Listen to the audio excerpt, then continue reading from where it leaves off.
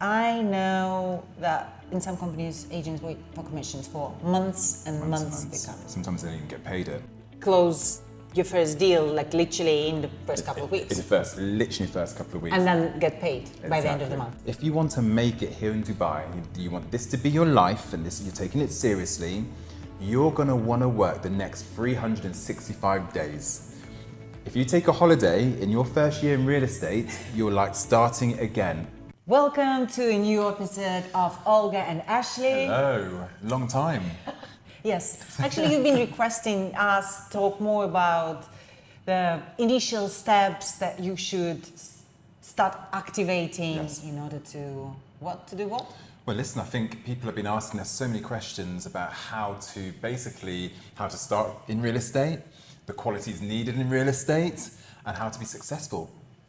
Yeah. And we decided to come up with 10 factors that agents most probably don't know, or they know, but they still don't do it. Correct. To get your every month count and close deals every month. Yes, that's why we're here, right? Yeah. That's why we're here, to close deals and make money. And factor number 10, going to be most valuable one, I think. I think so. You've got to stay tuned.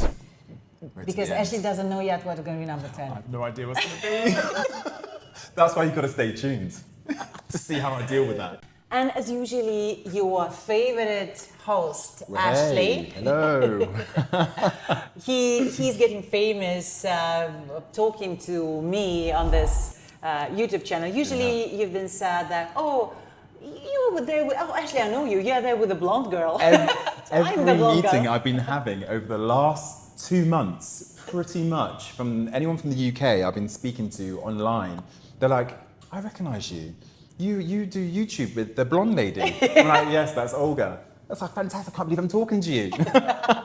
Okay, and just for you to kind of justify me a little bit more than a blonde lady, my name is Olga Sinenko and I'm real estate sales trainer in Dubai. What else would you say? Why should they believe you? Because I talk the truth. I'm authentic and I know when yes, a good you thing. do. I do, and you are the best. Listen, I've been in Dubai for 11 years and I've worked with many trainers. That's out of the script, by the way. Is it?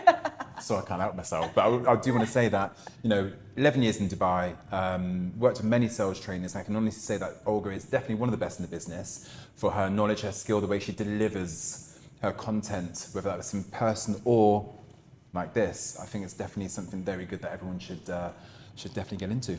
And if you feel like this type of content, more training, let's say related, is your way, that I recently launched my online YouTube Academy, where I made it available just for a price of a cup of coffee a month. Cup of coffee. I mean, come on. To be successful and to make money, a cup of coffee a day or month.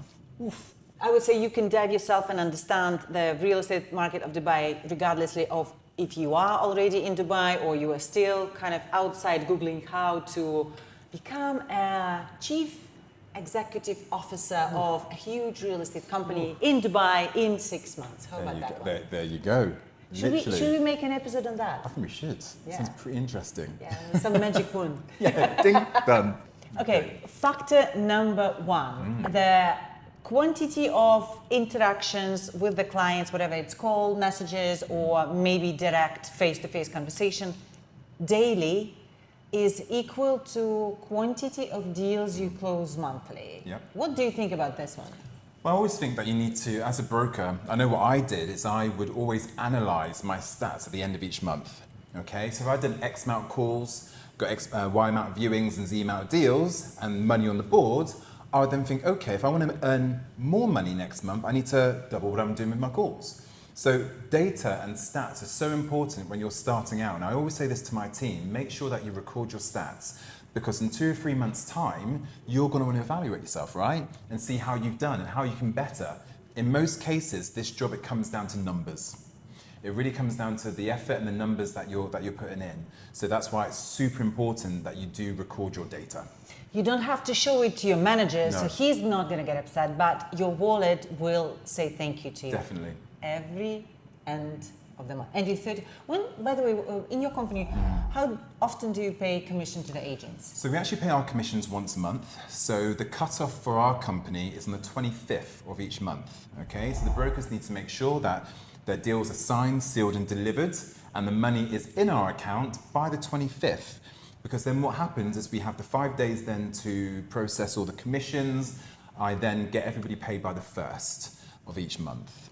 So then it gives us a bit of time to get everything ready.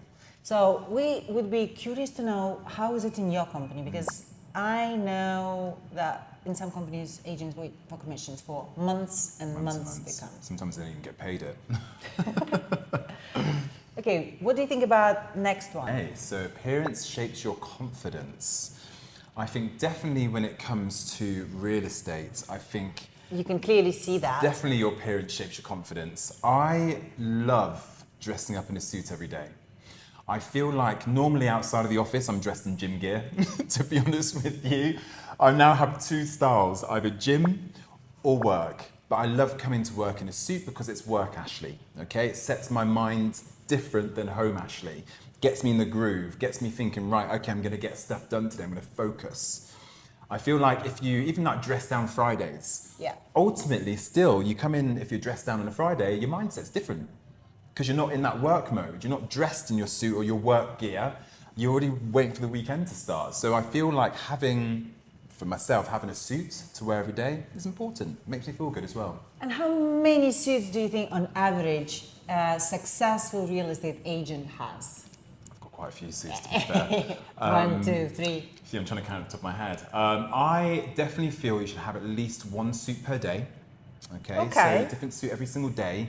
You can double that up as well. So at least, I don't know, 5 to 10 suits. At least 5, because then you can mix it up every day and change it and change the ties and change the pocket squares. Should we add in the description of this video some referrals of the Oh, tailors? Yeah. Listen, I've got a great tailor.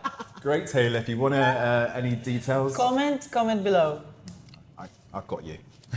So I believe that dressing up yourself every day is a sort of kind of routine which, as you said, puts you in the mood. Yeah. And it affects the way you show up on your face-to-face conversation, Correct. that's for sure. But even on the call, when you are with a client and you feel like you are $1 million agent, that kind of change the outcome of every conversation. Definitely, 100%. I also think people take you seriously anyway as well. I think definitely when it comes to face-to-face, first impressions always count, right? So when you pull up to a viewing or meeting and you get out the car or you walk in the room and you're dressed in a nice suit or whatever you're wearing, if it's business-like, people will automatically take you in a different way or it'll greet you in a certain way. Even when I'm in the supermarket, people will look and they'll smile. If I'm coming from work and I'm getting my shopping. So people will see in a different light. So it's always good, I feel, to dress to impress. And anyway, if you feel like you are, I'm just like a trainers, high socks. Yeah, oh God, yeah, high socks. So probably real estate is not quite right, or Dubai real estate at least. Maybe not quite right, no. For you, you have to look for something else. Even if you're not yet the agent in Dubai real estate, but you are planning and looking towards that direction, my Real Estate Growth Academy is the right place to begin.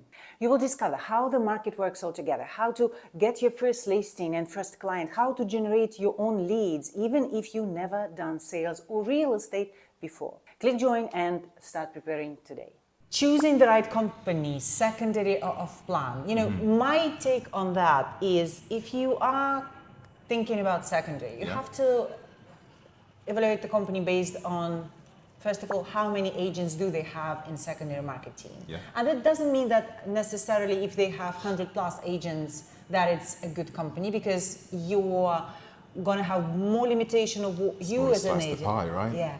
And if it's 5 agents, then probably it's going to be harder for you to close the deal. Sport. I think when it comes to this, a very good question. And I feel like we're very much kind of in between the large and small. We're kind of very boutique kind of style when it comes to our numbers and our team. We don't want to overpack our company. Tell me that this boutique is as numbers is like. So currently now we've got 40 brokers in total. I mean, it's a decent size. It's a nice size. I think between 40 and 60 brokers is a nice sized company. That gives our secondary teams enough people per team to have a nice big slice of the pie, but also get support from their colleagues, okay? So we can gain market share. They can have the benefit of doing their own deals, but have support from their colleagues to close deals together. I've worked in companies where there've been, in one company, 30 people in one team. Okay, they were fighting, literally fighting for the same business, listing. for the same listing. That then affects the culture.